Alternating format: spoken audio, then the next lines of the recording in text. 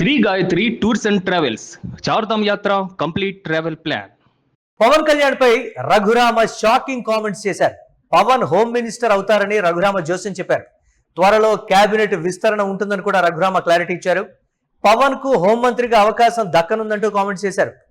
Pawan home minister అయ్యాక జడ శ్రవణ్ పై complaint ఇస్తా అన్నారు రఘురామ. దురదృష్టవశాత్తు తాను హోమ్ మినిస్టర్ కాలేదని గతంలో పవన్ కళ్యాణ్ చేసినటువంటి కామెంట్స్ ని గుర్తు చేశారు. And order should be very strict and very strong. నేను హోమ్ మినిస్టర్ని కాదు, అది నా పరిధిలోకి రాదు, అది క్రిమినల్స్ తాలూకు అదృష్టం. మొన్న మధ్య పవన్ కళ్యాణ్ గారు ఒక స్టేట్మెంట్ ఇచ్చారు. ఏమని చెప్పారు మీకు గుర్తుందా? నేను హోమ్ మినిస్టర్ కానందువల్ల ఈ క్రిమినల్స్ ఎలా ఎవరెస్ట్ వచ్చినట్టు వాళ్ళు ఉన్నారు అని. అటువంటి క్రిమినల్ లేడు.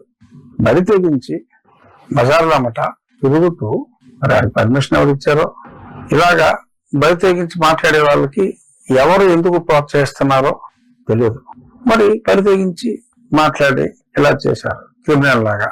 సో ఇటువంటి క్రిమినల్స్ ఆట కట్టిస్తాను అని, హోమ్ మినిస్టర్ అయితే ఆట కట్టిస్తానని పవన్ కళ్యాణ్ గారు అన్నారు. పవన్ కళ్యాణ్ గారు మాట్లాడారు అంటే ఆయన ఊరికేనే మాట్లాడరు. ఎందుకంటే కూటమిలో ఒక ప్రముఖ నాయకుడు ఆయన. మరొక కూటమిలో తెలుగుదేశం పార్టీ తర్వాత ఎక్కువ స్థానాలున్న పార్టీ నాయకుడిగా, ప్రజల్లో ఎంతో ఆదరాభిమానాలున్న వ్యక్తిగా మరి ఆయన ఆ మాట హోమ్ మినిస్టర్ అయితే అన్న మాట అన్నారు. కాబట్టి చూద్దాం మరి రేపు కేంద్రంలో ఒక వారం రోజుల్లోని ఇవాళ పేపర్లో కూడా వచ్చినాయి, అన్ని పేపర్లలో సాక్షితో సహా కేంద్రంలో త్వరలో ఇది కేబినెట్ ఎక్స్పాన్షన్ అని, ఆ తర్వాత రాష్ట్రంలో అని. ఏమో పవన్ కళ్యాణ్ గారు హోమ్ మినిస్టర్ అయితే, ఎందుకంటే నా నాలుక ఆయనకే కానుకగా భయపెట్టే విధంగా ఇస్తానన్నారు కాబట్టి పవన్ కళ్యాణ్ గారు హోమ్ మినిస్టర్ అయ్యాక నేను ఖచ్చితంగా కంప్లైంట్ ఇద్దాం అనుకున్నాను. రఘురామ చేసినటువంటి కామెంట్స్ ఒకంత బలాన్ని అయితే చేకూరుస్తున్నాయి. ఒకవేళ పవన్ కళ్యాణ్కి మంత్రివర్గ విస్తరణలో హోంమంత్రిగా అవకాశం ఉంటుందా? కీలకమైనటువంటి నేత కాబట్టి తను అడిగితే డెఫినెట్గా ఇస్తారు అనేటువంటి కోణంలో రఘురామ చేసినటువంటి కామెంట్స్ ఒకంత అయితే సంచలనం అయితే రేపుతున్నాయి. దీనికి సంబంధించి మరిన్ని అప్డేట్స్ మా కరెస్పాండెంట్ వెంకట్ అందిస్తారు. వెంకట్, గతంలో పవన్ కళ్యాణ్ చేసినటువంటి ఒక కామెంట్, నేను హోమ్ మినిస్టర్ని కాదు, అది క్రిమినల్స్ అదృష్టం అనేటువంటి మాట చెప్పారు. దాన్ని సీరియస్గా తీసుకున్నారా, లేకపోతే పవన్ కళ్యాణ్ లాంటి వ్యక్తికి అంటే ఆయన ఏ విధంగా మాట్లాడతారు, ఏ విధంగా డెసిషన్స్ తీసుకుంటారు అనేది అందరికీ తెలిసిందే. ఒకవేళ పవన్ కళ్యాణ్ లాంటి వ్యక్తికి హోమ్ మినిస్ట్రీ కేటాయిస్తారా? అనిత విషయంలో ఎలాంటి నిర్ణయం తీసుకుంటారు? అంటే సాక్షాత్తు రఘురామే చెప్పారు అని అంటే దీనికి సంబంధించి ఎంతో కొంత బలం లేనిది, దీనికి సంబంధించి ఒక చర్చ లేనిదైతే ఆయన చెప్పరు కదా అనేటువంటి మాట. హోంమంత్రి అయిన తర్వాత జడ శ్రవణ్ మీద నేను కంప్లైంట్ ఇస్తా, ఇదే ఆయన చేసినటువంటి కీలక కామెంట్. ఏంటి అప్డేట్స్, ఏ విధంగా చూడాలంటారు వీటిని? అంటే రాజకీయాల్లో ఎప్పుడైనా ఏదైనా జరగవచ్చు. ప్రభుత్వంలో అధికారంలో ఉన్నటువంటి పార్టీల్లో ఎప్పుడైనా ఎటువంటి పరిణామాలైనా మనం అంటే ఏది కూడా అసాధారణం కాదు అనే విషయాన్ని మనం గ్రహించాల్సినటువంటి అవసరం ఉంటుంది. అయితే ఇప్పుడు పవన్ కళ్యాణ్ కి సంబంధించి కనుక మనం చూస్తే కొన్ని కీలక పరిణామాలు ఏవైతే ఉన్నాయో, అంటే ఈ మధ్య కాలంలో ముఖ్యంగా ఆయన అంటే 2024 నుంచి కూడా ఎప్పుడైతే ఆయన ప్రభుత్వం ఏర్పడిందో, ప్రభుత్వంలో కీలక స్థానంలో పవన్ కళ్యాణ్ వెళ్ళారో, ఆ తర్వాత నుంచి కూడా పవన్ కళ్యాణ్ కొంత హోంశాఖకు సంబంధించి ముఖ్యంగా అటు గతంలో కూడా కొంత అనిత విషయంలో అసంతృప్తి వ్యక్తం చేశారు. ప్రస్తుతం ఉన్నటువంటి హోంమంత్రి అనిత విషయంలో కాస్త అసంతృప్తిగా మాట్లాడారు. ఇవన్నీ కూడా మనం చూసాం. అయితే ఇప్పుడు కొంత అంటే మరోసారి అంటే ఇటీవల కాలంలో ఈ గాజా సాయికృష్ణ వ్యవహారం కానీ, అలాగే కొన్ని కీలక పరిణామాలు ఏవైతే ఉన్నాయో, జరుగుతున్న పరిణామంలో ఇటీవల కాకినాడ వెళ్ళినటువంటి సందర్భంగా కూడా పవన్ కళ్యాణ్ మాటామంతిలో అక్కడ ముఖ్యంగా పోలీస్ గ్రీవెన్స్ లాగా మారిపోయి పెద్ద ఎత్తున పోలీసులకు సంబంధించినటువంటి కంప్లైంట్స్ వచ్చినటువంటి సమయంలో కొంత ఆయన జనసేన పార్టీ నాయకులపై, మంత్రులపై, ఎంపీలపై,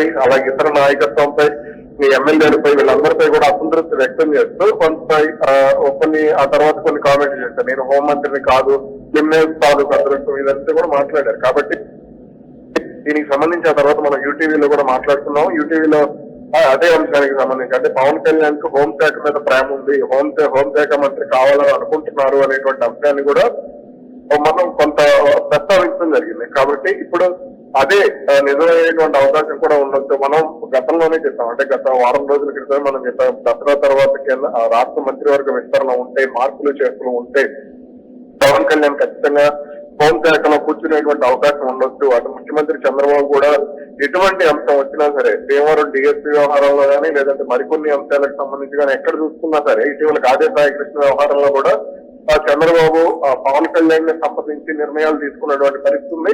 అలాగే అటు పోలీసులు కూడా పవన్ కళ్యాణ్ కొంత భయపడుతున్నటువంటి పరిస్థితి ఉంది. అటు హోంమంత్రి అనిత గాని లేదంటే డీజీపీ హరీష్ గుప్తా గాని వీళ్ళందరూ కూడా కొంత పవన్ కళ్యాణ్ తో సంప్రదింపులు ఎప్పటికప్పుడు జరపడం, పవన్ కళ్యాణ్ ఒపీనియన్స్ తీసుకోవడం, ఇవన్నీ కూడా జరుగుతున్నటువంటి పరిస్థితి ఉంది. కాబట్టి పవన్ కళ్యాణ్ ఖచ్చితంగా అవకాశాలు అయితే పుష్కలంగా ఉన్నాయి. అదే అంశాన్ని ఉండి MLA deputy speaker Raghurama Krishnaraju స్పష్టంగా చెప్పడం జరిగింది.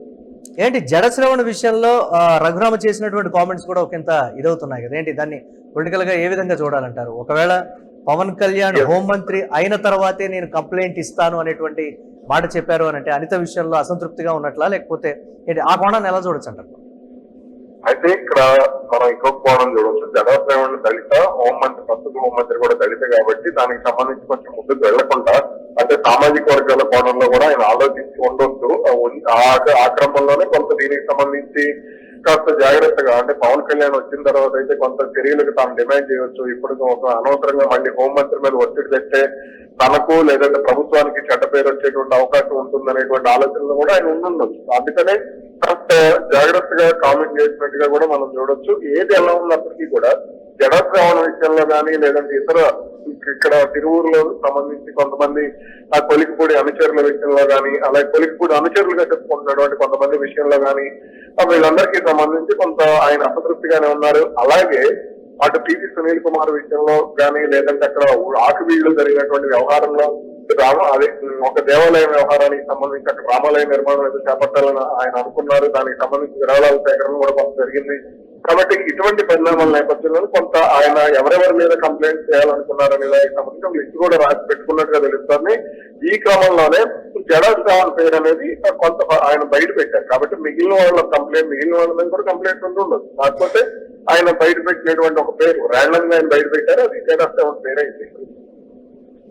Right, thanks for updates Venkat. మొత్తం మీద పవన్ కళ్యాణ్ పై రఘురామ చేసినటువంటి షాకింగ్ కామెంట్స్ కూటమిలో చర్చకైతే దారితీశాయి. పవన్ హోమ్ మినిస్టర్ అవుతారు, ఇది రఘురామ చెప్పినటువంటి జోసెఫ్. త్వరలో కేబినెట్ విస్తరణ ఉంటుందని కూడా రఘురామ్ అన్నారు. పవన్ కు హోం మంత్రిగా అవకాశం దక్కబోతోంది. ఒక సంచలన కామెంట్ గా కూడా చూడొచ్చు దీన్ని. పవన్ హోమ్ మినిస్టర్ అయ్యాక జడశ్రవణ్ పైన కంప్లైంట్ ఇస్తా అన్నారు రఘురామ.